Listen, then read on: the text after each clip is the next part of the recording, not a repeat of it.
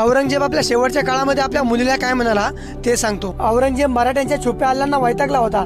अचानक त्याच्या फौजीवर होणारे हल्ले खूप भयंकर आणि डरावणे होते। तो म्हणतो की कुठून मराठ्यांना एवढी हिंमत भेटते की ते आम्हाला घाबरतच नाहीत। असं काय आहे या महाराष्ट्रातील मातीत की ज्याने या मराठ्यांच्या रक्तात एकी बनवून ठेवली आहे। जेव्हापासून मी या सह्याद्रीत आलो तेव्हापासून मला एकही लढाई जिंकता आली नाही।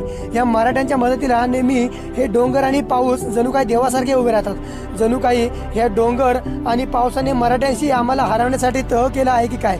भर पावसात शिवाजीराजे पन्हाळा सोडून विशाळगडापर्यंत एका रात्रीत पोहोचले।